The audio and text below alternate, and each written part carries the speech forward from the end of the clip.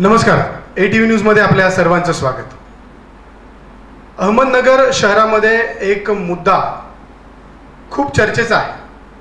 त्या मुद्द्याचं नाव आपल्याला सांगायची गरज नाही, तरी मी आठवण करून देतो की अहमदनगर शहरातील चांद सुलताना शाळा ही सध्या वादाच्या भोवऱ्यात अडकलेली आहे.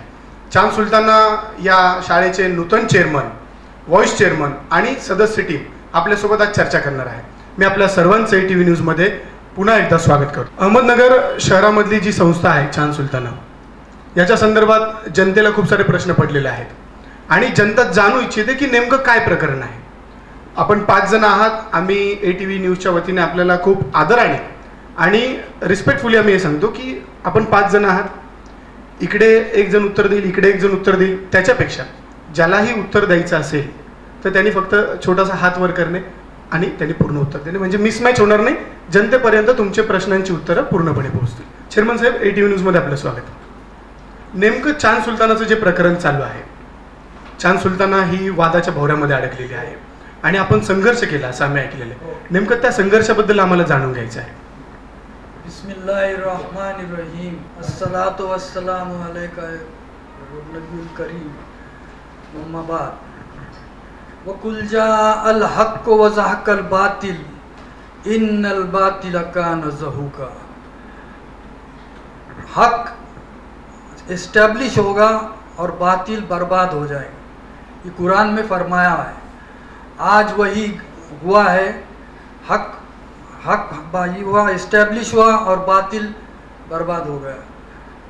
और ये बात अधूरी रहेंगी कि मेरे दोस्त मरहूम शेख मुश्ताक सर आज नहीं रहे, लेकिन वो मेरे साथीदार 22 साल तक रहे इस फाइट में.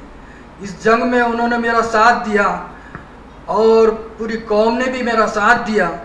लेकिन सामने वाली जो पार्टी थी वो ज़रा गुंड इसकी थी, तो इसलिए वो सामने नहीं आए. लेकिन मेरे को पूरा समाज का साथ था और उनकी समाज की दुआ से और उनकी साथ से मेरी आज चेयरमैन करके अपॉइंटमेंट हो गई. ये लंबी जंग में हमने बहुत तकलीफ़ें उठाई. हमने मारे फिरते रहे, कोर्ट के चक्कर मारते रहे. आखिर में मेरे पास रिजेक्शन ऑर्डर है जो 8/8 को जारी की चेयरमैन साहब ने, अपने चैरिटी कमिश्नर साहब ने, डिप्टी चैरिटी कमीशन साहब ने.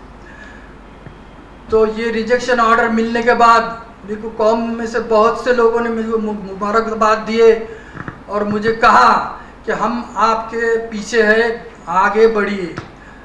तो मैंने फिर कौम के अच्छे लोगों से मुलाकात की और उनसे कहा, तो उन्होंने कहा कि हम तो है आपके साथ, लेकिन हम सामने नहीं आ सकते.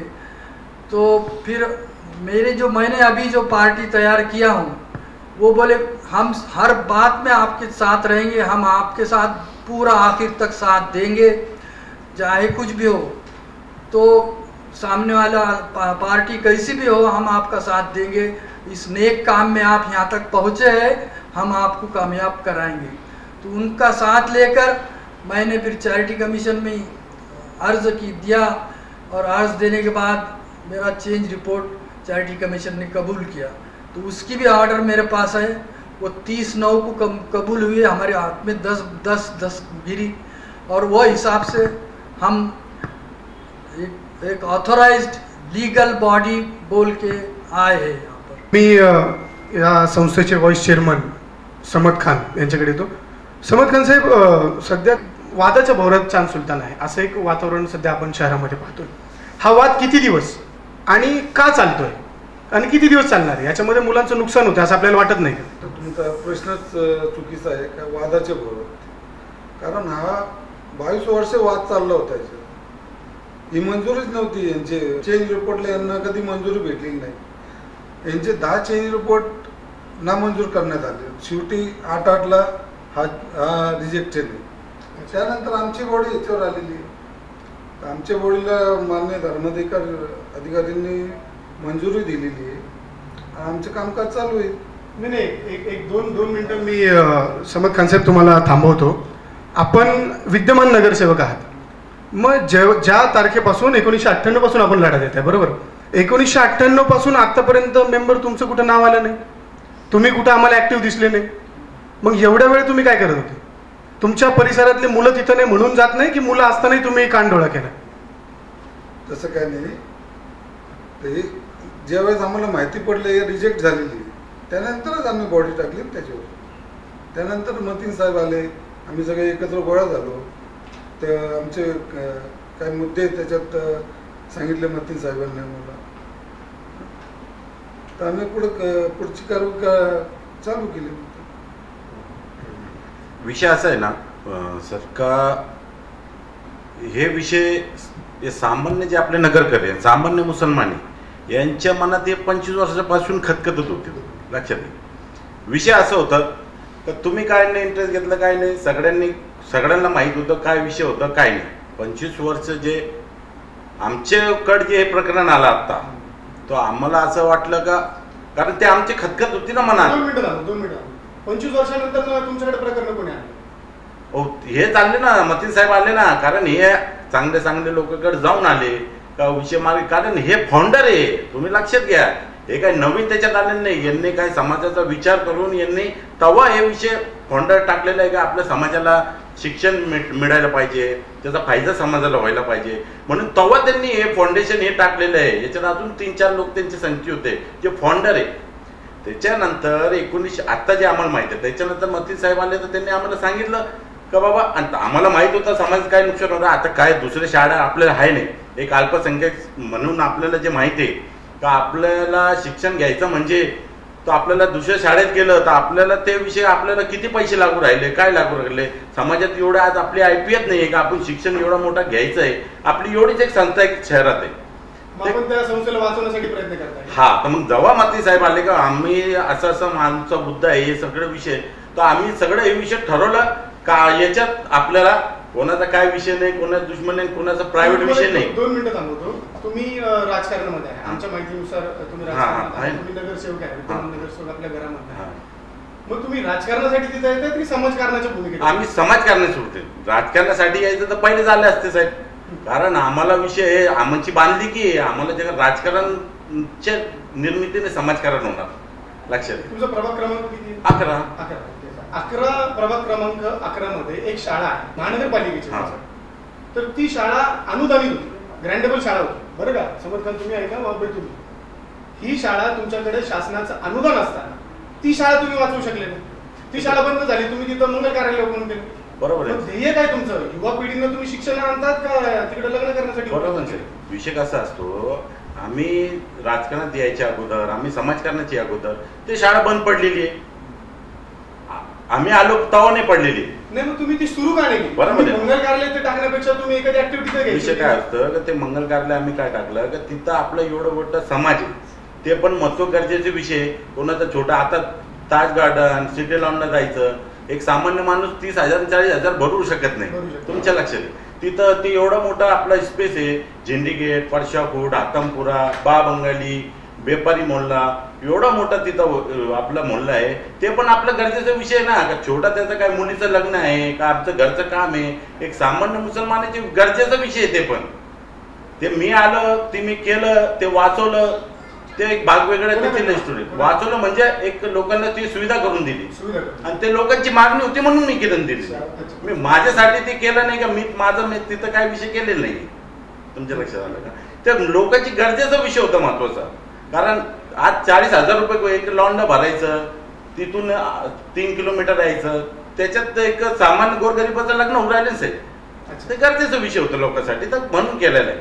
आणि तुम्ही जे म्हणले का शाळेचा विषय, तर तुम्ही मला सांगितलं मी त्याच्यावर काम करणार आणि ते पण तुम्हाला सांगतो त्याच्यावर ऍक्टिव्ह होते. आम्हाला नक्कीच आमचं नगर शहरामध्ये, जिल्ह्यामध्ये, महाराष्ट्रामध्ये ATV लोकप्रिय आहे. तुम्हाला सांगतो ह्या स्टेजवर, ह्या कट्ट्यावर नगरच्या आमदारांपासून खासदार चांगले लोक होते, त्यांनी आमच्या शब्दाला मान दिलाच.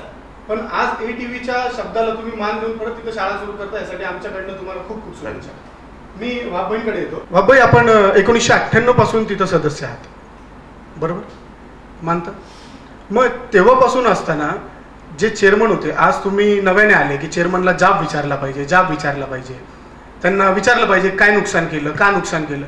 मग 1998 पासून कधी असं वाटलं नाही की त्यांना जाब विचारला पाहिजे? आपला जो प्रश्न आहे तो थोडासा क्लिअर करतो. व्यवस्थापन मंडळ जे असतं त्यामध्ये व्हाईस चेअरमन म्हणून आत्ता जे विद्यमान अध्यक्ष आहेत ते त्या ठिकाणी व्हाईस चेअरमन होते. त्यामध्ये त्या संस्थेचं सदस्य म्हणून मी सदस्य आहे. सामाजिक बांधिलकी म्हणून त्या त्या विषयावर त्या त्या ठिकाणी शैक्षणिक संस्थे जे जे प्रश्न निर्माण झाले तत्कालीन जे चेअरमन होते त्यांच्याशी त्या त्या विषयावर मी चर्चा केली आणि त्यांनी आम्हाला सांगितलं की तुम्ही एक काम करा, तुम्ही आमच्याबरोबर या. आम्ही त्यांना सांगितलं, तत्कालीन जे चेअरमन होते तुम्ही ज्यांचा संदर्भ देताय त्यांनी, तत्कालीन चेअरमन कोण? जे कोणी मागचे जे चेअरमन होते ना त्या चेअरमन साहेबांनी आम्हाला सांगितलं की तुम्ही आमच्याबरोबर या. मी त्यांना सांगितलं की तुम्ही चेअरमन आहात, तुम्ही तुमचं काम करताय ठीक आहे, परंतु ज्यावेळेस तुम्ही एकतर निवडणूक घेऊन स्वतः चेअरमन म्हणून निवडून या, अदरवाईज तुम्ही धर्मदाय आयुक्ताकडून कायदेशीर मार्गाने तुम्ही चेअरमन म्हणून या. आम्ही तुमचं वेलकम करू, स्वागत करू. तुम्ही म्हणाल ती जबाबदारी आम्ही उचलू, कारण ते समाजाची संस्था आहे.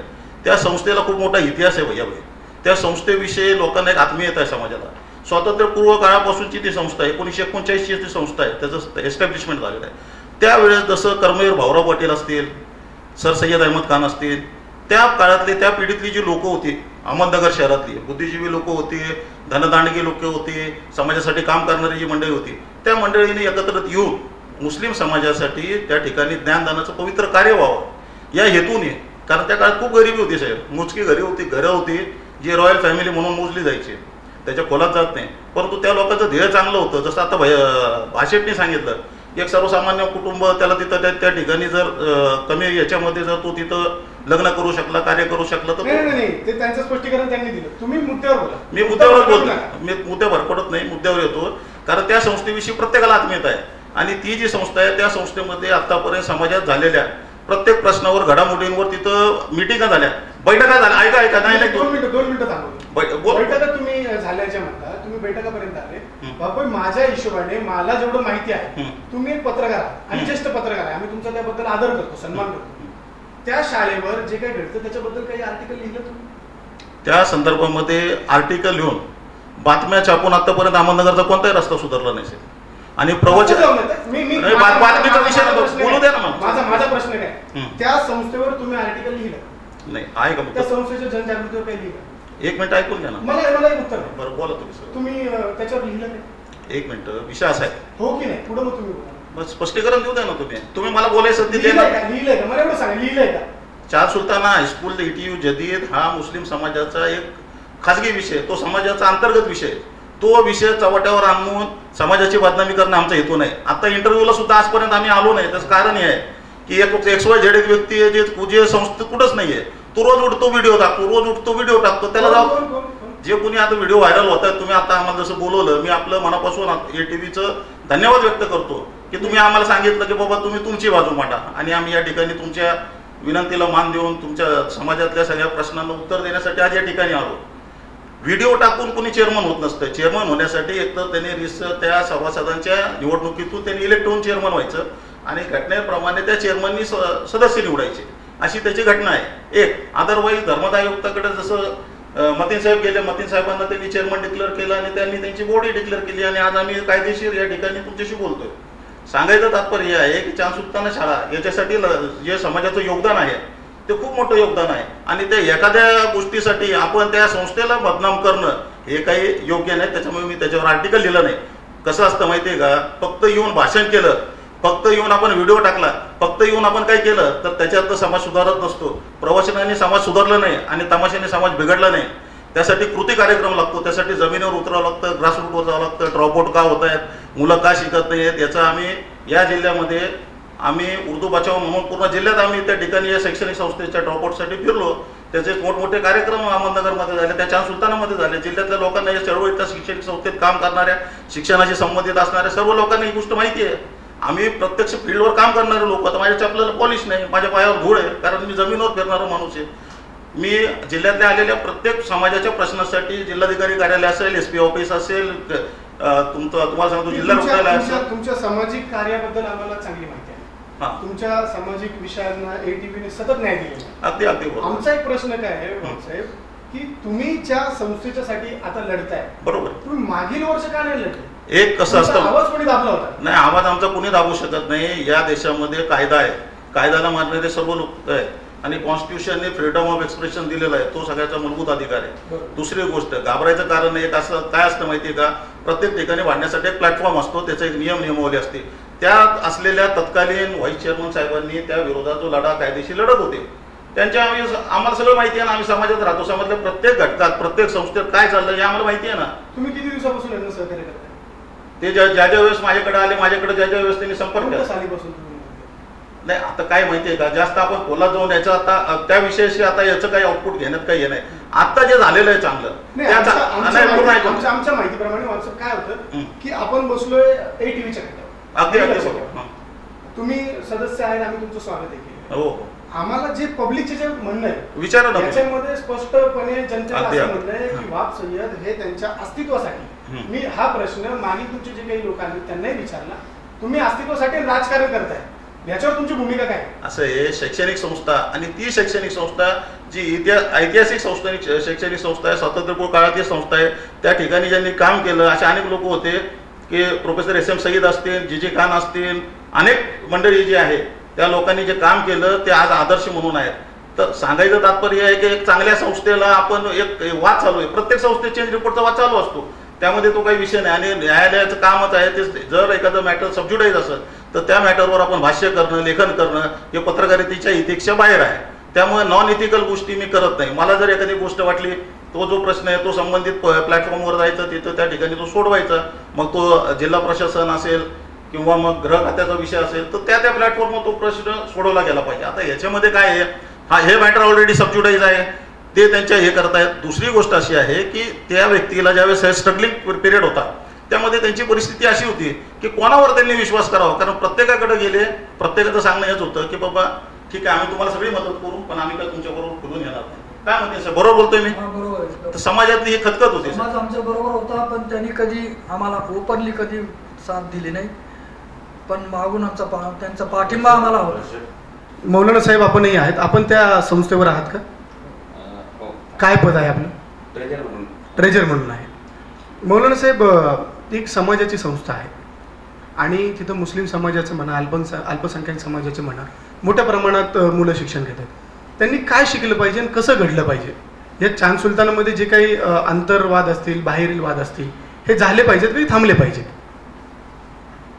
सबसे पहले तो मैं अहमदनगर की आवाम को मुबारकबाद देना चाहूँगा कि एक लंबे मुद्दत के बाद एक लीगल और एक अधिकृत और एक रजिस्टर्ड बॉडी यहाँ पर अपॉइंट हुई.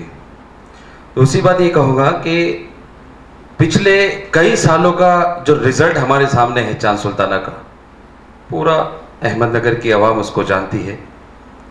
25 साल में क्या कभी इस संस्था का कोई स्टूडेंट ATV के स्टूडियो में लाया गया और उसको इस मेडल के साथ सम्मानित किया गया कि ये टॉप लेवल पर आया है? पिछले कई सालों में हमारी स्कूल की जो पोजीशन है, चाहे वो स्पोर्ट्स एकेडमी हो, चाहे वो एजुकेशन फील्ड हो, इसके अलावा जो हमारा तालीमी जो मेयार है, हमारा जो लेवल है, वो किस लेवल पर हम सब जानते हैं. तो इसलिए मैं यही कहूँगा कि ये तालीमी मैदान में यहाँ आकर हमारा जो काम करने का मकसद है, ये हम ऐसे ही नहीं आए. जब चैरिटी कमिश्नर ने एक पेपर पर हमारा नाम लिखकर हमें ऑर्डर पास किया, तब हम स्कूल में आए. हमारे जो इरादे हैं स्कूल के बारे में, संस्था के बारे में, उस हमारी एक बहुत बड़ा जो उसका कैंपस है. मौलाना साहब, मेरा सवाल क्या है कि वो जो वाद है वो रुकना चाहिए कि चलना चाहिए? वो वाद है ही नहीं, वो वाद है ही नहीं. आप उसको वाद का नाम नहीं दे सकते. आप किसी पेपर पर नहीं हैं और आप बार बार कैमरे के सामने आके, माइक के सामने आके, वीडियो के सामने आके, ना आपका पेपर पर कहीं नाम है, ना किसी ऑफिस में, जो भी हमारे अपोजिट जो पार्टी है. नहीं, कौन अपोजिट कौन है? हमारे दर्शक जानना चाहते हैं कौन अपोजिट है? आपके ATV चैनल से पूरी आवाम ये जानती है. मैं नाम लेकर उनको अधिकृत नहीं करना चाहता. जो इलीगल है इलीगल है. तो जो अधिकृत, आप बोल रहे हो कि ये जो धर्मदा आयुक्त का आप लेके आए, हाँ, इसके ऊपर स्टैंप है, इसलिए आप अधिकृत हो गए, राइट? बिल्कुल. आप किसका नाम लेकर अधिकृत होगा नहीं, राइट? बिल्कुल. तो आप अगर उसे उनका किसी का नाम लेंगे कौन बॉडी में, तो हमारे दर्शकों को समझ में आए. जो लोग अपने आप को चेयरमैन कह के आवाम के सामने अपना चेहरा, अपना नाम पेश कर रहे हैं, वो इलीगल है, अनधिकृत है. कहीं पेपर पर किसी ऑफिस में किसी भी तरह का उनका कोई नाम नहीं है। किनका नाम नहीं? जो लोग इस अपने आप को चेयरमैन, आप बताओ ना कौन लोग चेयरमैन थे, कौन? मैं नाम लेकर उनको स्टार क्यों बनाऊं? मैं नाम, मतलब अभी भी आपकी बातों से ऐसा लग रहा है कि आपका कहीं ना कहीं वाद है। नहीं, अगर हमारा वाद होता तो ऐसा कोई बात नहीं है कि हम उनको नहीं जानते, वो हमें नहीं जानते, या हमारे दरमियान में ऐसा कोई बहुत बड़ा हम वाद होता तो हम सामने बैठ के उसको हल करते, उनसे मिलते। लेकिन जब वो लीगल किसी दायरे में नहीं बैठते तो हम उसको वाद का नाम कैसे दे सकते? जब वो लीगल किसी प्रोसेस में नहीं बैठते, लीगल डॉक्यूमेंट्स पे कहीं नहीं बैठते, तो हम उसको वाद का नाम क्यों दे? ये कोई वाद है ही नाही, ये कोई झगडा नाही आहे। तुमचं काय म्हणणं आहे? तुम्ही बोलत होता. विषय काय आहे माहिती आहे का सर, विषय असा आहे का तुमचा जे मुद्दा आहे का तुम्ही 25 वर्ष काय केलं, 25 वर्ष काय केलं, केलं ना, आता तर आलं ना. कारण विषय काय असतं की 25 वर्षापासून आम्ही कायदा मानणारे लोक आहे साहेब. हे म्हणतात तुम्ही गुन्हे, हे गुन्हे, कोणी राजकारणात बोगस बिगस एक दुसऱ्याचं टाकी येतं. 25 वर्ष गुन्हे जे ना, हे गुंड आहे, हे गुंड आहे, हे गुन्हेचा विषय नाही. कुणी असं कुणी म्हणत असत ते विषय नाही. कुणी काय विषय काय माहितीये का, विषय असं आहे का तुम्ही काय म्हणता 25 वर्षापासून काय करवलं, 25 वर्षानंतर आम्ही आलो तर खरं, समोर आलो ना, त्याच्यावर लढा देऊ राहिलो ना. असं वाटत नाही का की समाजाला घडवण्यासाठी अल्पसंख्याक विद्यार्थ्यांवर अत्याचार होतात, तुम्ही खूप उशीर आला असं वाटत नाही? आम्हाला वाटत ना, कारण ऐका ना, प्रायश्चित करताय का तुम्ही काही? फक्त तुम्ही म्हणता की आम्ही आलो. प्रायश्चित केलं ना, म्हणून चालू ना, प्रायश्चित करण्यासाठी चालू. कारण काय विषय 25 वर्षापासून साहेब तुम्ही त्यांना विचारा ना, 25 वर्षापासून इलिगल कायदाच नाही, एवढं कायदा मोडलेला साहेब त्याच्यात. 25 वर्षापासून त्याच्यात बॉडी नाही, त्याला लिगल एक पण त्याच्यात कार्यक्रम नाही. महत्वाचा विषय ते पण नाही. महत्वाचा विषय आमच्यासाठी काय आहे का, आमच्या जे समाज आहे, एक गोरगरीब समाज, अल्पसंख्याक आर्थिक परिस्थिती आमची लई खराब आहे साहेब. आता सामान्य आमचं मॉमेडन आहे, मुस्लिम समाज आहे, यांना शाळेत द्यायचं म्हणजे तर पहिले दुसऱ्या शाळेत कोणी तर पहिले त्यांना फुडले असते. हे तुम्हाला माहिती आहे, फॅक्ट आहे, काय त्या चुकीचं मी बोलून राहिलं नाही. आता आमची एकच संस्था आहे, चांदताना हायस्कूल, मी स्टुडंट आहे तिथला, मी स्वतः स्टुडंट आहे, मी 10वी केलेली तिथून. मला तुम्हाला सांगू का, मराठी, इंग्लिश, हिंदी सगळं येतं आणि हे बोलता पण येतो. ते शाळेत शिकलो म्हणून तुमच्याशी बोलून राहिलो मी. दुसरा विषय काय आहे का, दुसरा आमची जे 25 वर्षात जे आम्हाला क्वालिटी पाहिजे, जे आम्हाला ते शाळा जे अनुदानित होती ते पुढच्या लेवलला जायला पाहिजे, ते नुकसानचं आमचं वेगळंच आहे. पण आमचा जे बेस आहे तेच संपला. आमचा जे बेस आहे का ते आपलं जिथं ते स्टुडंट जाऊन राहिले त्याला लिहिता वाचता ते यायला पाहिजे, म्हणून आपण शाळेत पाहून राहायचं ना. आता सामान्य मुसलमान समजू राहिला, पण करायचं काय, पैसे पाहिजे. बाहेर गेलं मोठे शाळेत टाकायचं तर त्याला पैसे लागत टाकतात, पण नाव लिहिता येत नाही आमच्या मुलांना. मग ही खंत आहे का अभिमानाने सांगते? नाही, खंत आहे म्हणून तर आलो साहेब. मला एक सांगा, तुमच्या 11 क्रमांक प्रभागी त्याच्यामध्ये किती विद्यार्थी तिथं शिक्षण घेतात? कमीत कमी मी म्हणतो तर 1500 विद्यार्थी आमचे तिथंच असेल. मग हे तुम्ही सामाजिक भावनेतून त्याची खतखत व्यक्त करताय की राजकीय विषयामध्ये तुम्ही? सामाजिक भावनेनेच करतो साहेब, राजकीय भावना. आता राजकारण म्हणजे समाजकारण आलं ना. आता आमचे साथ तुम्ही काय म्हणता, आता तुम्ही म्हणता 25 वर्ष कोणाची ताकद नव्हती यायची समोर. दहशतच तशी होती साहेब. 25 वर्ष कोण मोगम बोलू नका, आम्हाला सांगा दहशत कोणाची? जे आता जे बॉडी होती, जे काम चेअरमन पाहत होते, चेअरमन सांगू राहिले ना, जे अवैधरित्या काम पाहत होते, पाठीमागचे चेअरमन अवैध होते असं तुमचं म्हणणं? हा, त्यांची दहशत तुमच्यावर होती. तुम्ही नगरसेवक असताना समाजावर दहशत आहे साहेब, समाजावर दहशत आहे, आमच्यावर काही. माझं दहशत संपली का? समजदार तुमच्याकडे परत मी कम्फर्टेबल आहेत ना तुम्ही?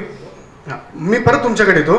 तुम्ही ज्या माणसाच्या मांडी लावून बसलेले हे एकेकाळी तुमचे प्रतिस्पर्धी होते, यांनी तुमच्या विरोधामध्ये निवडणूक लढवली आणि आज तुम्ही परत त्यांना सोबतीने घेऊन त्या चांद सुलतानामध्ये गेले, याच्यावर आपलं काय म्हणणं आहे? निवडणुकीचा भाग तो वेगळा आहे. ज्यावेळेस मी निवडून आलो त्यानंतर एक 8 दिवसानंतर आम्ही दोघं संघ बसलेलो होतो. तो भाग वेगळा, ते विसरावं लागतं, कुठंतरी ते बाजूला ठेवावं लागतं. त्यामुळे तुम्ही चांद सुलतानाचं खच्चीकरण होतं, मुलांचं नुकसान होतं हे विसरले होते का? नाही, हे तुम्ही उगाच काहीतरी प्रश्न विचारू नका.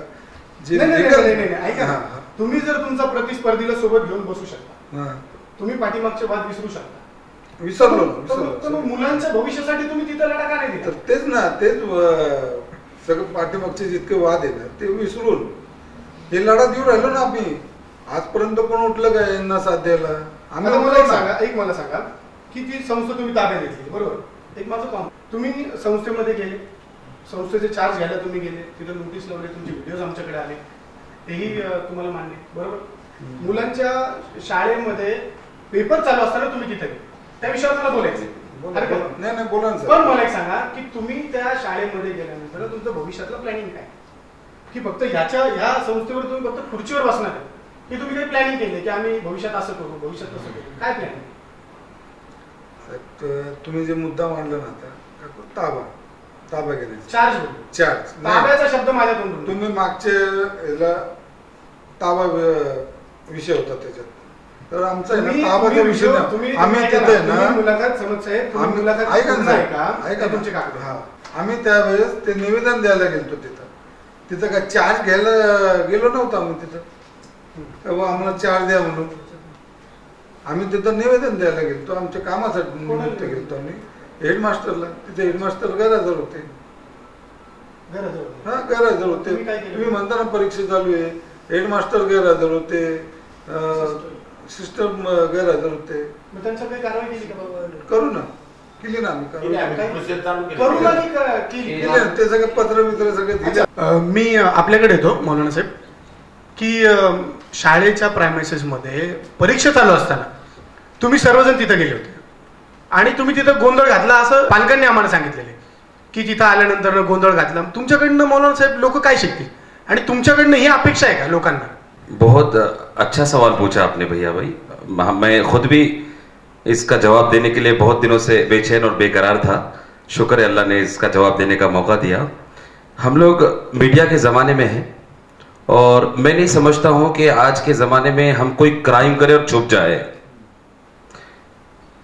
पब्लिक प्लेस है, हार्ट ऑफ सिटी हमारी स्कूल है, संस्था है, एग्जाम चल रहे, हमने जिस वक्त वहां पर गए ऑन कैमरा गए, कैमरे में वो गोंधळ क्यों नहीं आया? जबकि हमने हमारी बात में कहा कि ये पेपर एग्जाम चल रहे. हमने हमारे उस दिन के इंटरव्यू में भी ये बात कही कि हमने ऐसा कोई काम नहीं किया कि जिससे एग्जाम में डिस्टर्ब हो या स्कूल के किसी डिसिप्लिन में कोई खराबी आए. तुम्ही गोंधळ घातलेला नाही. अगर गोंधळ घातलेला अगर हमने होता या हमने गोंधळ डाल दिया होता, कैमरे में आता, उसको न्यूज में दिखाया जाता, पुलिस डिपार्टमेंट वहां पर गेट पर मौजूद थी, वो एक्शन लेती, वो अंदर आती, हमें पकड़ा जाता, हम पर केस होते. ऐसा कुछ नहीं हुआ. गोंधळ होता तो छुपता नहीं. मी 1-2 मिनिटाचा तुम्हाला सांगतो जी की तुम्ही चांगल्या मुद्द्यावर आम्हाला घेऊन आले. हाँ. पाठीमागचे जे तुमचे बॉडी मधले लोक आमच्याकडे आले इंटरव्ह्यू साठी आणि त्या लोकांनी सांगितलं की तुमच्या बॉडीमध्ये सगळे गुंड लोक आहेत, तुमच्या बॉडीच्या लोकांवर गुन्हे दाखल आहेत. येते तुमच्या लक्षात? मी स्पष्टपणे तुम्हाला सांगतो की त्यांचं म्हणणं असं होतं की तुमच्यावर गुन्हे दाखल आहे, काही लोक गुंड प्रवृत्तीची लोक आहे. वारंवार तुमच्या नावाचा उल्लेख होतो का? तुमच्यावर समद खान तुम्हाला वेगळी भूमिका समाजामध्ये, त्याबद्दल आपलं काय म्हणणं आहे? देखो भैया भाई, अभी ग्राउंड पे उतर के काम कर, समझ में काम हिंदी कर. में हाँ, काय? ग्राउंड पे उतर के काम जो करता, इसके ऊपर तो चिकल बैग होने वाली. अपना ऑफिस में बैठे बैठे काम नहीं, कुछ होता नहीं. बरोबर. समझ में काम करने का तुमको तो ग्राउंड पे उतर के काम करना पड़ता है.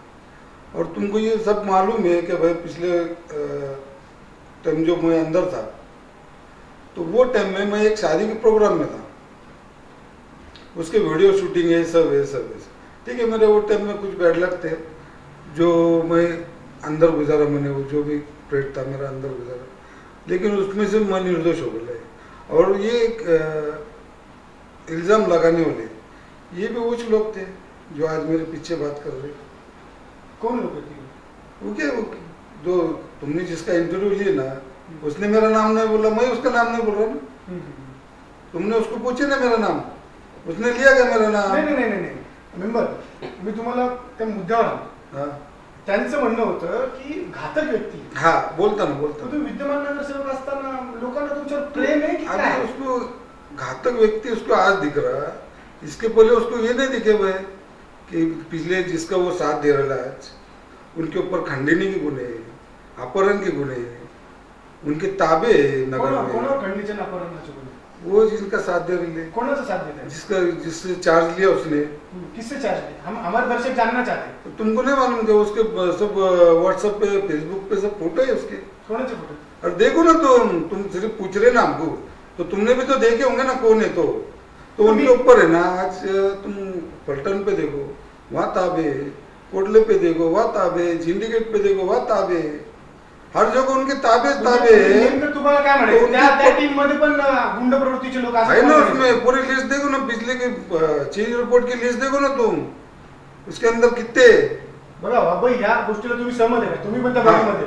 यामध्ये त्यांचा जो मुद्दा आहे, मुद्दा असा आहे की 25 वर्ष ज्यांनी काम केलं आणि ज्यांच्याकडून या सो कॉल्ड चेअरमन, आता आम्ही त्याला चेअरमन मानत नाही, त्याचं कारण असं आहे ते कायदेशीर चेअरमनच नाही पहिली गोष्ट. आता 25 वर्ष ज्यांनी संस्था चालवली त्यांच्यावर गुन्हे आहेत असं त्यांनी आता क्लिअरिफिकेशन केलं त्यांच्यावर आरोप झाल्यानंतर. तुम्ही मानता काही नाही विचार? नाही, आता जे वास्तव आहे ते मानलंच पाहिजे ना. आता गुन्हे रेकॉर्डवर आहेत, जे मॅटर सबज्युडाइज आहेत, त्या सध्या ज्यांनी तुम्हाला इंटरव्ह्यू दिला त्यांनी यांच्यावर आरोप केले असं तुमचं म्हणणं आहे. तर मग त्यांना 25 वर्ष ज्यांनी कामकाज केलं त्यांच्यावर कोणते गुन्हे होते माहीत नव्हतं का? ते नुकतेच आले का आता नगरमध्ये? ते एवढे दिवस कुठं होते? आणि मग 25 वर्ष हे सगळं चाललेलं होतं त्या काळात. आता मला असं म्हणायचं की मतीन बहीणच्या संदर्भामध्ये त्यांचं स्टेटमेंट असं आहे, ते खूप चांगले व्यक्तिमत्व आहेत, ते आमचे वडीलधारे आहेत, ते आम्ही एकाच ठिकाणी राहतो. मतीन साहेबांचे त्यांचे खूप स्नेहाचे कौटुंबिक संबंध आहेत. मग स्नेहाचे कौटुंबिक संबंध आहेत तर मग त्यांनी मतीन साहेबांशी त्यावेळेस का चर्चा केली नाही? 25 वर्ष ज्यावेळेस हे कामकाज चालू होतं आणि त्याच्या विरोधात मतीन साहेब ज्यावेळेस न्यायालयीन लढा लढत होते, मग त्यावेळेस यांचा रोल काय होता त्यावेळेस? हा त्या ठिकाणी प्रश्न निर्माण होतो. स्वतःला त्या ठिकाणी बेकायदेशीरपणे चेअरमन म्हणून बसवलं म्हणून आपलं कोणावरही काही ॲलिगेशन करायचं. शेवटी काय माहिती आहे का, खोटे गुन्हे दाखल करणं हा त्यांचा छंद आहे. आणि आता हे काय, आता हे उदाहरण समोर आहे आपल्या. खोट्या गुन्हा कोणाचा छंद? त्यांचा यांचा नंतर अंतर का? ज्यांनी आरोप केला त्यांचा छंद आहे नसेल. ते आमचं नाव घेतलंय त्यांनी. ज्यांनी आरोप केला ना त्यांचा छंद आहे आणि न्यायालयाने निर्दोष सोडलंय ना. मला काय म्हणायचंय, एक तुम्ही नगरसेवक आहेत त्या परिसरातले, मुकुंद नगरचे, तर तुम्हाला असं वाटतं की तुमच्यावर ते अत्याचार झाला? तुम्ही ज्यावेळेस म्हणता की खोटे गुन्हे दाखल केले. अहो, आता तुम्हाला ताजं उदाहरण देतो. ज्या दिवशी आम्ही त्या ठिकाणी याच्यात गेलो, शाळेत गेलो, आता जो मुद्दा तुम्ही उपस्थित केला, आपल्या माहितीसाठी सांगतो भैया, आम्ही SP साहेबांनी सगळं निदर्शनास आणून दिलं आणि आम्ही त्या ठिकाणी जात असताना SP साहेबांनी आम्हाला निर्देश दिले, तुम्ही फोटोग्राफी करत तुम्ही जा, तुम्ही कायदेशीर तुम्हाला हे प्राप्त झालेलं आहे, अधिकार प्राप्त झालेला आहे. आणि त्यामुळे आम्ही विश्वस्त म्हणून त्या ठिकाणी कायदेशीर गेलो. 12 तारखेला चेअरमन साहेबांनी पत्र दिलं होतं की असं जे काही आहे, जे कोणी असतील मागचे त्यांचं जे काही असेल ते हे करा. आणि संस्थेमध्ये मुख्याध्यापक जो आहे तो त्या बॉडीचा पदसिद्ध सदस्य आहे. मुख्याध्यापकाचं काम काय आहे? Headmaster is the head of the institution, म्हणजे त्या संस्थेचा तो प्रमुख आहे. आणि ही बॉडी जी आहे हा चेंज रिपोर्ट होत राहणार, बदल होत राहणार. याच्या आधी अनेक चेअरमन अनेक सदस्य येऊन गेले, आज आम्ही आहोत, उद्या नवीन बॉडी येईल, ज्यांना कोणाला ते काम करायचं ते येतील कायदेशीर मार्गाने. तर या सगळ्यांमध्ये समन्वय साधण्याचं जे काम आहे शिक्षक आणि मॅनेजमेंट, त्याचप्रमाणे मागच्या मॅनेजमेंटकडून ते सगळे कागदपत्र घ्यायचे आणि ते हँडओव्हर करायचे किंवा त्यांना ते इन्फॉर्म करायचं. हे जी सगळी कायदेशीर प्रक्रिया ही आम्ही केलेली आहे ऑलरेडी. आणि यांचा जो आरोप होतो की आम्हाला कळवलं नाही, तर तुम्हाला कळवण्यासाठी your never on record last 25 years, मागच्या 25 वर्षात या व्यक्ती ज्या इंटरव्ह्यूज देत आहेत हे कधीही रेकॉर्डवर नव्हते, त्यामुळे ते कधीही कायदेशीर नाहीत. मला एक सांगा, तुम्ही ज्यावेळेस रेकॉर्डवर नाही, मी परत तुमच्याकडे येणार आहे समज खानचे, तुम्ही म्हणता की ते रेकॉर्डवर नाही, मग जे काही शिक्षण संस्थेमध्ये जे काही तुमचे कागद गेले किंवा तुमच्या शिक्षकांना अपॉइंटमेंट झाल्या, या कोणाच्या रेफरन्सने झाल्या, कोणाच्या सहाय्याच्या होत्या अधिकृत? तर यामध्ये असं आहे की ज्या ठिकाणी ज्यांनी त्यांच्या सहाय्यांचा वापर, गैरवापर, योग्य अयोग्य, कायदेशीर बेकायदेशीर, यासाठी एक सगळं स्वतंत्र यंत्रणा आहे, त्यासाठी एक न्याय प्रणाली आहे, त्यासाठी ज्यांनी ऑफेन्स केला त्यासाठी CPC आहे, त्याच्यासाठी जे काही गुन्हे ऐकून घ्या, प्रश्नाचं पूर्ण उत्तर घ्या आणि मग त्याच्यानंतर तुम्ही प्रश्न विचारा. त्यामध्ये जर त्या ठिकाणी फिनान्शियल ऑफेन्स झाला, म्हणजे जर आर्थिक काही गुन्हा झाला असेल तर त्यासाठी जी काही संस्था आहे, ज्या काही एजन्सीज आहेत ते त्याची इन्क्वायरी करतील ना, आणि त्या ठिकाणी त्या इन्क्वायरीमध्ये ते सगळं येईल. नाही, शासनाची ज्यावेळेस तुमच्या संस्थेला ग्रँट येते, शासनाच्या वतीने जी काही लोकांना पेमेंट येतात तर अधिकृत चेअरमन असतो. ऐकून घ्या, त्याचं उत्तर असं आहे डायरेक्ट शासनाला टार्गेट करताय? नाही, शासनाची चुकी का काही नाही ना. अहो साहेब, काय माहिती का, सायबर क्राईम झाला तर त्यासाठी सायबर सेल वेगळा आहे, आर्थिक गुन्हा झाला तर आर्थिक गुन्हे अन्वेषण शाखा आहे, इन्कम टॅक्सचं कुणी अप्रोप्रिएशन मिस अप्रोप्रिएशन केलं त्यासाठी इन्कम टॅक्स आहे, त्याच्यासाठी ईडी आहे. ज्या ज्या स्टेजला ज्या ज्या एजन्सी शासनाच्या आहेत त्या त्यांच्या इन्क्वायरीज करतील ना, त्यांना तो त्यांच्या कायदेशीर कार्याचा भाग आहे. ज्यांनी कुणी गुन्हा केला त्यावेळेस का त्यांनी त्याच्यावर हस्तक्षेप घेतला नाही? कुणी शिक्षण कमिटीमध्ये ज्यावेळेस काही डॉक्युमेंट तुमचे जातात तर शिक्षण अधिकारी असतील किंवा शिक्षण संस्था असतील त्यांनी त्याच्यावर हस्तक्षेप का घेतला? त्यामध्ये असं आहे, हेड ऑफ इन्स्टिट्यूशन म्हणून हेडमास्टरच्या सगळ्यांनी कर्मचाऱ्यांचे पगार निघत असतात. त्यामुळे हेड ऑफ इन्स्टिट्यूशन म्हणून हेडमास्टरचं ते जे पेशीट असतं त्या पेशीटवर माननीय मुख्याध्यापक जे कोणी असतील त्यांच्या सहाय्याने त्या संस्थेच्या कर्मचाऱ्यांच्या त्यांचं अकाउंट असतं आणि त्या खात्यावर त्यांची सॅलरी जात असते एक विषय. त्यामुळं याचा कुठं मी याच्या व्यतिरिक्त जे काही मिस अप्रोप्रिएशन ज्या ज्या ठिकाणी झालं असेल, समजा फॉर एक्झाम्पल धर्मादायुक्ताकडे त्यांना काही सबमिशन करायचं आहे, ते नियमाप्रमाणे झालेलं नसेल, धर्मादायुक्त त्याची इन्क्वायरी करत, धर्मादायुक्त त्यांना जे काही त्याच्यावर कायदेशीर मार्ग असतील ते सांगतील, त्या पद्धतीने तो सगळा न्यायनिवाडा होईल. म्हणजे आता एका दिवसात जादूची कांडी फिरवणं सगळं होईल असं नाहीये. 5 दिवसात तुम्ही जादूची कांडी फिरवून ते ऑर्डर घेऊन नाही जादूच्या कांडीचं बोलताना अहो साहेब खोटं बोलणार नाही.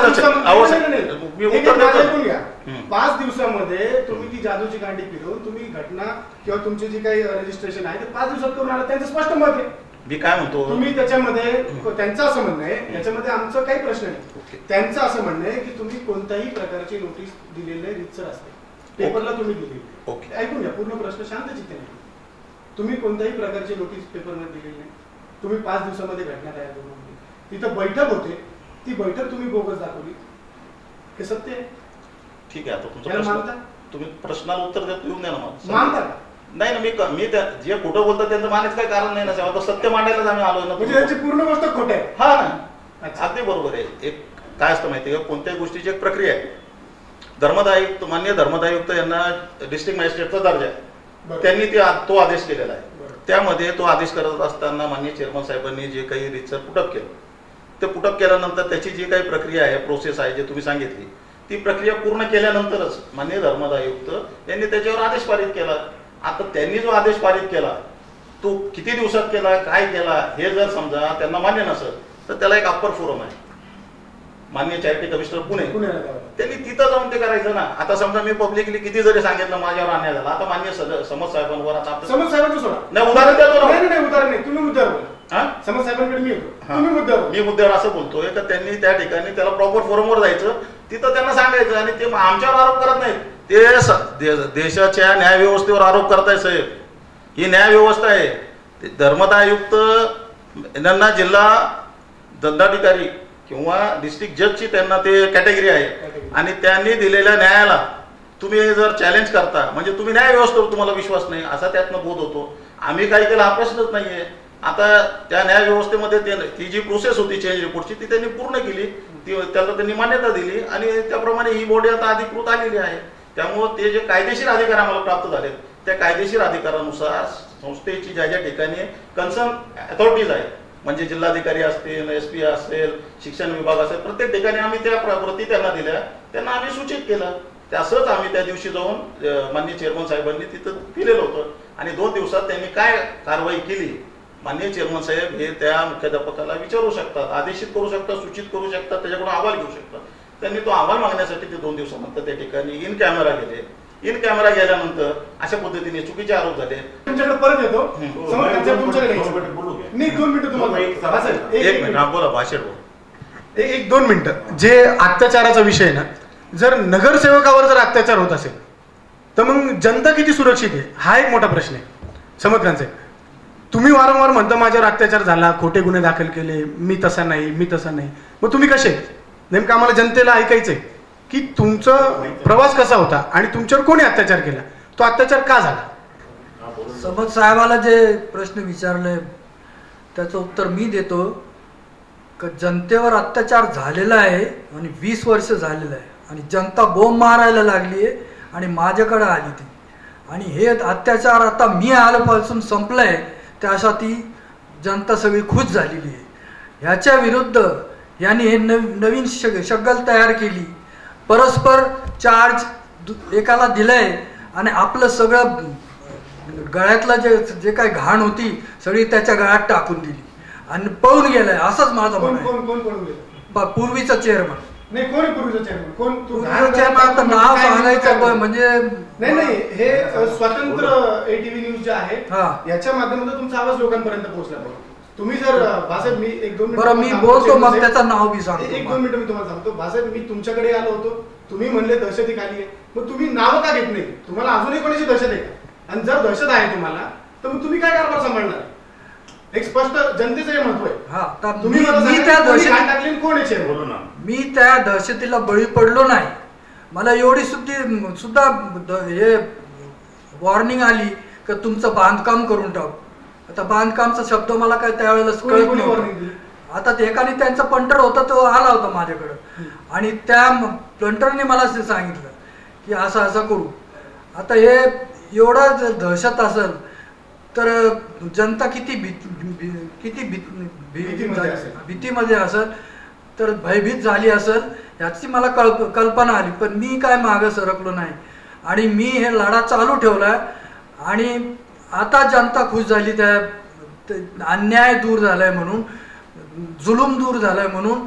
आणि मला असं म्हणायचं आहे की ती जी बॉडी होती ती अनलॉफुल होती. 25 वर्ष त्यांनी कसं चालवलं त्यालाच माहिती आहे. कोणाची फसवणूक केली, शासनाची फसवणूक केली, एज्युकेशन डिपार्टमेंटची फसवणूक केली, तुमच्या बँकांची फसवणूक केली, खोटे हे ठराव तयार केले, सगळं ते पुढे येईल. आता आम्ही ते सगळं त्याला मार्गी लावणार आहे. जर तुम्ही म्हणताय की तुमच्यावरही अत्याचार झाला किंवा तुम्हाला धमकवलं, तर आपण एक ज्येष्ठ नागरिक आहात, त्याबद्दल मीही त्याची दिलगिरी व्यक्त करतो की असं कोणत्याही ज्येष्ठ नागरिकावर झालं नाही पाहिजे. एक सुज्ञ नागरिक म्हणून मलाही त्याची खंत आहे. पण कोणी केलं तुमच्यावर हा अत्याचार? कोणी केला? कोण तुम्हाला येऊन धमकी दिली किंवा कोण ज्याच्या मार्फत मला डायरेक्ट असा मधला माणूस आला माझ्याकडे. कोण होते माणूस? मला त्याचं नाव नाही सांगायचं कारण त्याला धोका होईल असं आहे. अच्छा. मी कोणी येते ना कंप्लेंट येते ना. कोणाच्या नावाने कंप्लेंट दिली? त्यांच्या नावाने. त्यावेळेला मी कंप्लेंट दिली होती का?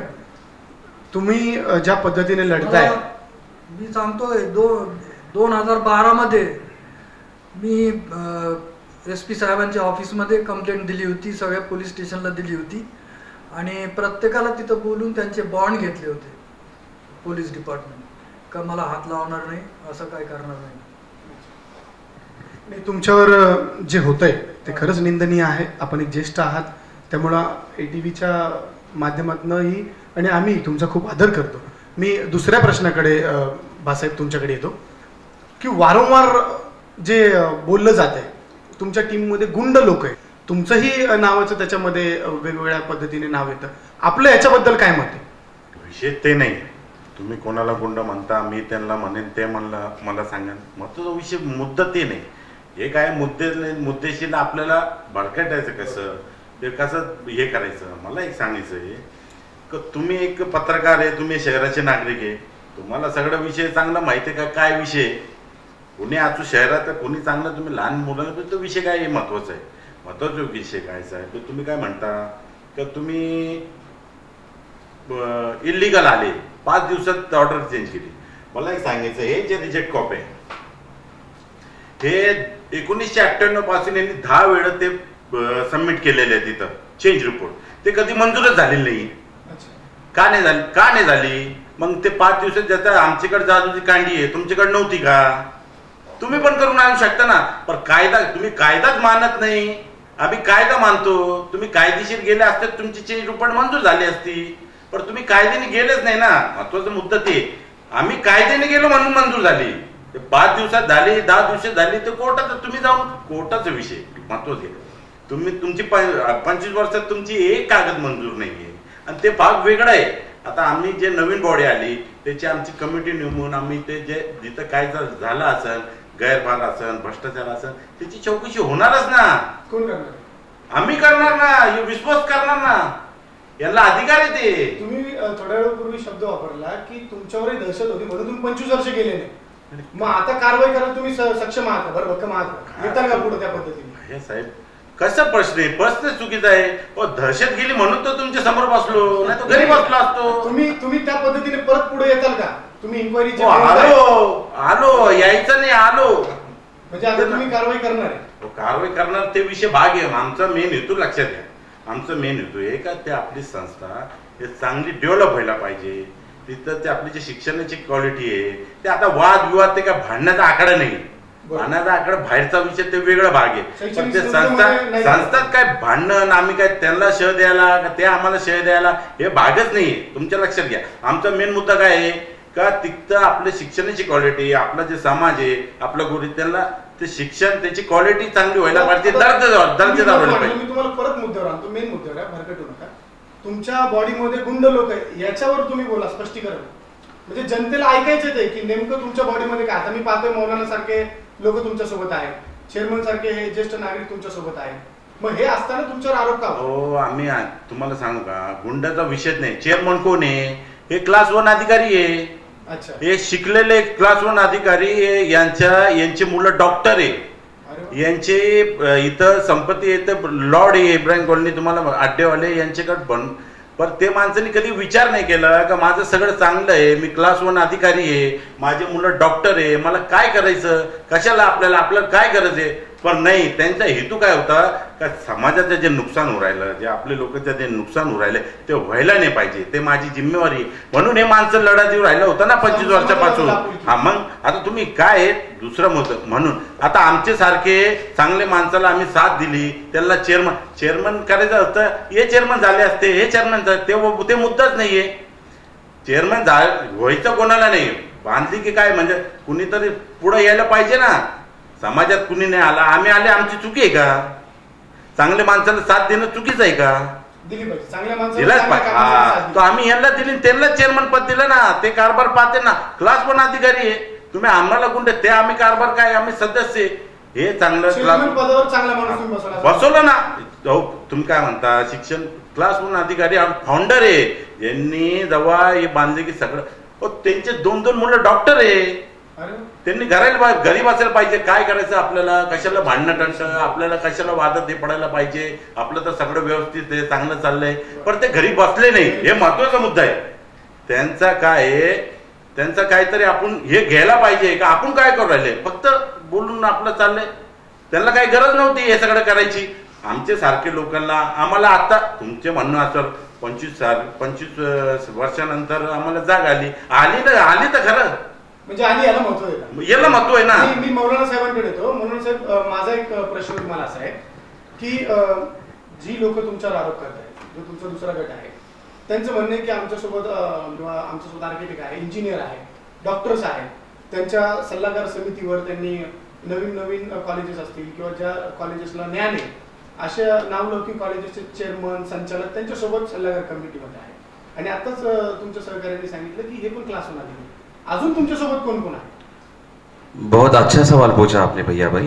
पहले तो मैं जो आरोप लगाना बहुत आसान है, उसको साबित करना बहुत मुश्किल है. गुंडा बोलना बहुत आसान है. आप मुझे गुंडा बोल सकते, मैं आपको गुंडा, लेकिन वो साबित करना बहुत मुश्किल है. कोर्ट जब आपको क्लीन चिट दे रहा है, कोर्ट जब आपको निर्दोष साबित कर रहा है, गुंडा कहने का सवाल नहीं रहा. सवाल कि हमारे साथ बहुत अच्छे लोग हैं, पढ़े लिखे लोग हैं, क्वालिफाइड लोग हैं, ये कहना और अच्छे लोगों को बताकर अपने आप को किसी कुर्सी के लिए साबित करना, ये दुरुस्त बात नहीं है. हमारे में भी बहुत अच्छे लोग हैं, क्वालिफाइड लोग हैं, और असल में पेपर पर अगर आप नहीं हैं भैया भाई, फिर मैं आपकी बात पे आ रहा हूं, आपके सवाल पर, अगर मेरा नाम किसी बॉडी पर पेपर पर नहीं है और मैं अपने इरादे बता रहा हूं, मेरा मकसद बता रहा हूं, मैं ये बनाऊंगा, यूनिवर्सिटी बनाऊंगा, कॉलेज, कैसे? सबसे पहले काम करने के लिए आपको ऑथोराइज होना पड़ेगा, अधिकृत होना पड़ेगा, कायदे को मानना पड़ेगा, संविधान को मानना पड़ेगा. भारत का हमारा जो लॉ है उसमें अंदर दायरे में रहकर आपको किसी भी जगह जाने से पहले, काम करने से पहले अपने आप को पहले ऑथोराइज करना पड़ेगा, लीगल करना पड़ेगा, अधिकृत. उसके बाद आप कुछ भी काम कर सकते. आप कुछ नहीं और हवा में एक महल बना रहे, हवा में आप एक बहुत बड़े बड़े वजीर, बहुत बड़े बड़े बादशाह खड़े कर रहे कि हमारे साथ इतने वजीर है, हम इतना बड़ा महल बनाएंगे. ऑलरेडी जमीन पे जो महल चुका है उसको आपने झोपड़ा बना दिया। ऑलरेडी जमीन पे जो महल बना हुआ था उस महल को आपने झोपड़ा बना दिया। हम पहले उस झोपड़े को जमीन पर महल बनाएंगे, हवा में महल नहीं बनाएंगे इंशाअल्लाह। तो हमारे अज़ाइम बहुत अच्छे हैं, हमारे इरादे बहुत अच्छे हैं। हम सिर्फ जो है कैमरे के सामने आकर बात नहीं करेंगे। अवाम जानती है, इस चेहरे को भी जानती है, इस चेहरे को भी जानती है, इस चेहरे को भी जानती है। साहेब, त्यांचे जरी हवेत असले, त्यांनी मुद्दे मांडले असते, त्यांनी त्यांचं स्वप्न तरी मांडले, तुमच्याकडे स्वप्न आहे का? बहुत सपने हैं। काय सपने देखना बहुत आसान है।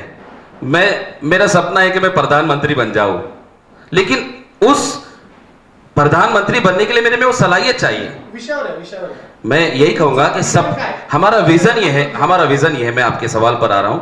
हमारा विजन ये है कि आज हमारी जो संस्था है, हमारा जो कैंपस है, 1939 से वो संस्था है और आज हमारा एजुकेशन लेवल जो है वो सिर्फ जूनियर कॉलेज तक है। हमारा पहला विजन ये है कि हम वहां पर फर्स्ट ईयर लाएंगे, सेकंड ईयर लाएंगे, थर्ड ईयर लाएंगे। सबसे पहले जो डिसिप्लिन अभी खराब हो चुका वो डिसिप्लिन लेके आएंगे। हमारा जो स्टाफ हो, किस लेवल का हो, किस कैटेगरी का हो, उर्दू मीडियम हमारा है, हमारा स्टाफ किसी और एजुकेशन से और किसी और मीडियम से, तो हम लोग ऐसा काम करेंगे, डीएड लाएंगे। विजन हमारा बहुत सारा है, लेकिन हम रिजल्ट देंगे। हम आपको सिर्फ बोलेंगे नहीं, हम रिजल्ट देंगे। आप 6 साल के बाद फिर से कॉन्फ्रेंस लीजिए और 6 साल के बाद इसी एटीवी के न्यूज से, स्टूडियो से हम ये बताएंगे हमने इन 6 सालों में क्या किया। तो अगला सवाल आपका। नाही, मुळात तुमचं जर प्लॅनिंग आहे तर ते मुलांना धरून असेल तर त्याच्यामध्ये चांगलंच आहे आणि त्यासाठी आम्ही तुम्हाला शुभेच्छा देऊ।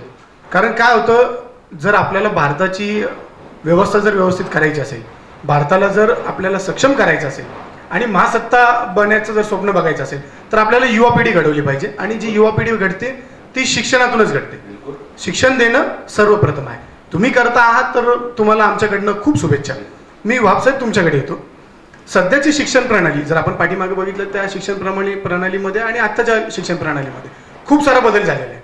तर ह्या शिक्षण प्रणालीमध्ये काय बदल झालेला आहे आणि त्याचा अल्पसंख्याक समाजाला किंवा तुमच्या संस्थेला काय फायदा होणार आहे आणि काय नुकसान होणार आहे? अत्यंत चांगला प्रश्न उपस्थित केला। प्रश्न असा आहे की येणारी जी नवीन एज्युकेशन पॉलिसी आहे 2022ची, ती आता इम्प्लिमेंट होणार आहे। ते जागतिक दर्जाचं शिक्षण त्या ठिकाणी आता जे एज्युकेशन पॉलिसी जी डिसाईड झालेली आहे ती इम्प्लिमेंट होण्यासाठी आता शिक्षकांना रिफ्रेशर कोर्स दिले जात आहेत, त्यांचं आता ट्रेनिंग, अपग्रेडेशन हे सगळं चालू आहे आणि त्या सगळ्या गोष्टीशी मी एकदम आमचं त्याच्यावर पूर्ण बारीक लक्ष आहे। म्हणजे एवढं लक्ष आहे आमचं की प्रत्येक ठिकाणी काय झालं पाहिजे, काय नाही, प्राथमिक स्तरावर, माध्यमिक स्तरावर त्याचा दर्जा किती सुधारला पाहिजे, त्याची गुणवत्ता कशी वाढली पाहिजे, यासाठी आम्हाला शिक्षकांसाठी जे अपग्रेडेशन कोर्स आहेत, रिफ्रेशर कोर्स आहेत ते आम्ही करणार। त्यांना आधी त्या लेवलला नंतर हां मी तुम्हाला असा प्रश्न विचारला की सध्या पूर्वीची शिक्षण प्रणाली आताच्या शिक्षण प्रणालीमध्ये बदल झालाय ना, तुमचा फायदा काय, नुकसान काय? नाही, त्याच्यामध्ये असं आहे, त्याच्यामध्ये कसं तुम्ही जाणार? आम्ही अगदी जाणार त्यामध्ये असं आहे की आत्ताची सध्याची जी शिक्षण पद्धती येते नवीन ती जागतिक दर्जाची आहे आणि त्या जागतिक दर्जाच्या शैक्षणिक पातळीवर जाण्यासाठी जे जे आवश्यक आहे ते सगळं करण्याची आमची तयारी आहे। आम्ही फक्त बोलून दाखवत नाही, आमच्याकडे त्याचं परफेक्ट प्लॅनिंग आहे आणि प्लॅनिंग कसं असतं माहिती आहे का, तर जोपर्यंत इम्प्लिमेंट होत नाही, ते कृतीत येत नाही, तोपर्यंत काही विषय नाही। म्हणजे मला एक अशी म्हण आहे, discussion without action is abortion. Means केलेली चर्चा ही जर कृती कार्यक्रमाशिवाय असेल तर त्याच्यातनं काही निष्पन्न होत नाही। त्यामुळं आम्ही चर्चेवर विश्वास। शिक्षण प्रणाली काय, नवीन येणारी शिक्षण प्रणाली काय? 2022ची जी शिक्षण प्रणाली आता येते सध्या, त्या प्रणालीच्या अनुषंगाने डिजिटाइज एज्युकेशन आणि आता तुम्हाला त्या ठिकाणी जागतिक संस्थेला इंटरफेअर करता येतं, आता जागतिक संस्था इंटरफेअर करणार आहे त्याच्यामध्ये। अगदी बरोबर आहे तुमचं म्हणणं की आम्हाला त्या पातळीवर जायचं आहे जी शैक्षणिक दर्जा आता सध्या जागतिक पातळीचा आहे आणि ती पातळी आम्हाला गाठायची आहे। आणि आज मी तुम्हाला या सगळ्यांच्या याच्याने तुम्हाला या ठिकाणी टीव्हीच्या माध्यमातून सगळ्यांना आश्वस्त करू इच्छितो, ते अपग्रेडेशन करण्यासाठी जे जे करावं लागतं ते सगळे करायची या ठिकाणी सगळ्यांची तयारी आहे आणि त्या मानसिकतेतूनच सगळे या ठिकाणी आलेले आहेत। आम्हाला त्या ठिकाणी ही जी संस्था आता मागच्या 25 वर्षात जेवढी अधोगतीला गेली, येणाऱ्या आमच्या कार्यकाळामध्ये ती निश्चित प्रगती पथावर गेलेली तुम्हाला दिसेल। त्या ठिकाणी चांगले विद्यार्थी घडलेले दिसतील तुम्हाला आणि फक्त आम्हाला त्याला 10-12 मध्ये मार्क आणून त्याला फक्त मार्कशीट बनवायचं नाही, तो एक चांगला नागरिक घडला पाहिजे, तो या समाजासाठी उपयुक्त ठरला पाहिजे, तो व्यावसायिक असो, तो कोणत्याही क्षेत्रात गेलेला असो, म्हणजे त्याने एखादा लेबर कॉन्ट्रॅक्ट घेण्यापासून तर तो त्यांनी कोणत्याही क्षेत्राचे काम केलं तर त्याचं काम हे उदाहरण दाखल आदर्श म्हणून तो विद्यार्थी घडेल, तो समाजाला हितकारक ठरत. अशा पद्धतीने त्याच्यामध्ये नीतिमूल्य असतील. म्हणजे जर आता तो समाजामध्ये असणारी नैतिक मूल्य ही सगळी त्याच्यामध्ये असतील आणि तो त्या ठिकाणी समाजाला समाज उपयुक्त ठरेल. या अनुषंगाने आम्ही त्या पद्धतीने वाटचाल करत आहोत. येणाऱ्या दिवसात हे तुम्हाला आम्ही रिझल्ट देऊ, कारण आम्ही रिझल्ट देणारे लोक आहोत, भाषण करणारे लोक. मी आता हे शब्द तुम्ही वापरले म्हणून आता मी तो प्रश्न तुम्हाला विचारणार नाही, पण दोनच शब्दात मी तुम्हाला सांगतो की राजकीय ही तुमची वाटचाल आहे आणि तुमची सामाजिक ही वाटचाल आहे. मग राजकीय वाटचाल समजून हे आश्वासन समजू की सामाजिक वाटचाल म्हणून हे कमिटमेंट समजू? त्याचं उत्तर असं आहे साहेब, अल्पसंख्याक समाजाचे एकच सांगतो. आम्हाला सांगा, राजकीय म्हणून तुमचं आश्वासन समजायचं की सामाजिक म्हणून तुमचं हे कमिटमेंट समजायचं? मी आश्वासन द्यायला राजकीय व्यक्तीने पहिली गोष्ट निवडणूक लढवली नाही. निवडणूक लढवणं हे राजकीय व्यक्तीचं काम आहे असं तुम्ही अस्तित्वात आहात नाही. मी सांगा कोणतं समजायचं, आमच्या जनतेने काय समजायचं? तुम्ही मला एक मिनिटाचा वेळ द्या, मी तुम्हाला सगळ्या प्रश्नाचं समाधान देतो. मी शैक्षणिक संस्थेत नसलो तरी अल्पसंख्याकच्या माध्यमातून, अल्पसंख्याक आयोगाकडून किंवा अल्पसंख्याक विभागाकडून मिळणाऱ्या सर्व शिष्यवृत्तींसाठी राज्य पातळीपर्यंत भांडणारी मी व्यक्ती आहे. पोलीस भरती प्रक्रियेमध्ये ज्या ज्या ठिकाणी काही अडचणी आल्या त्याच्यासाठी जे शैक्षणिक संस्था चालवतात प्रशिक्षणात त्यांना विचारा, जिल्हाधिकारी कार्यालयात संबंधित विभागाला विचारा, अल्पसंख्याक विभागाला विचारा, इथल्या असलेल्या मायनॉरिटीच्या ज्या स्कॉलरशिप्स आहेत पुण्यामध्ये त्यांचं कार्यालय आहे. मुद्द्यावर आलो ना, बोलतो ना मी. अरे शैक्षणिक कार्य सांगतो ना तुम्हाला मी, राजकीय प्रश्नच नाही मला. राजकारण सध्या आपलं काय आहे ऐकून घ्या ना. शैक्षणिक, राजकीय, सामाजिक हे जनतेला माहिती आहे. आपण सध्या बसलेले चांद सुलतानावर आपण डिस्कस करायला. माझा मुद्दा तो आहे, मुद्द्यावर आलो ना. अल्पसंख्याक माध्यमातून शिक्षण घेणाऱ्या विद्यार्थ्यांसाठी अल्पसंख्याक शिष्यवृत्ती असेल, त्याचं अल्पसंख्याक प्रशिक्षण असेल, त्याचं पोलीस भरतीचा कार्यक्रम असेल, त्यांना दाखले मिळण्याचा कार्यक्रम असेल, या कार्यक्रमामध्ये जिल्हा पातळीपासून स्टेट लेवलपर्यंत इव्हन अल्पसंख्याक मंत्र्यापर्यंत मी प्रत्येक ठिकाणी पाठपुरावा केला. त्याचं कारण असं होतं की माझ्या समाजात काय ते केलं ते जाऊ दे, करणार काय? मग आता याला आम्ही अजून चांगल्या पद्धतीने करू ना. आम्ही याला कमिटमेंट समजायचं, आश्वासन नाही. मी कृतीतून दिलेला आहे कार्यक्रम आहे. काय समजावं? जनतेला माहिती आहे ना कृती कार्यक्रम आमचा. आम्ही कृतीतून सगळा कार्यक्रम दिलेला आहे. मी आतापर्यंत कोणत्याही ठिकाणी भाषण केलेलं नाही, आश्वासन दिलेलं नाही. मी जो कोणी माझ्याकडे येतो, जो प्रश्न माझ्यापर्यंत येतो, तो समाजाचा प्रश्न सोडवण्यासाठी मी कृतीशील कार्यक्रम करतो. त्या ठिकाणी फोन आला, मी त्या पातळीवर जातो, तिथं तो प्रश्न सोडवतो. म्हणजे आमचं म्हणणं हे आहे, आम्ही आश्वासन देणारे लोक नाही, आम्ही कृतीतून कार्यक्रम करून रिझल्ट देणारे लोक आहोत. एवढंच माझं म्हणणं आहे. मी राजकीय व्यक्ती नाही आहे, मी कोणत्याही राजकीय पक्षाचा सदस्य नाही. नक्कीच तुमच्या सर्वांशी चर्चा करून मलाही आनंद वाटला आणि आमच्या जे प्रेक्षक आहेत त्यांनाही आनंद वाटेल. तुम्ही इथं आले, तुम्ही तुमचं मत मांडलं आणि तुमचे विजन्स तुम्ही जनतेपर्यंत पोहोचवले आणि तुमच्या विजनामधनं तुम्ही सांगताय की त्याच्यामधनं काम करणार आहे, हे खरंच कौतुकास्पद आहे. मी सर्वप्रथम ATV न्यूज आणि अहमदनगर एक्सप्रेस याचा कार्यकारी संपादक या नात्याने तुम्हाला सर्वांना शुभेच्छा देतो आणि तुम्ही करत असलेले काम हे चांगलं करा याही शुभेच्छा देतो. तुम्हाला भविष्यामध्ये ज्याही ठिकाणी ATVची अहमदनगर एक्सप्रेसची प्रसिद्धीसाठी किंवा चांगल्या कामासाठी मदत लागेल त्यावेळेस आम्ही 100% तुमच्या सोबतीने उभा राहू. तुम्ही आले, मी पुन्हा एकदा तुमचं आभार व्यक्त करतो.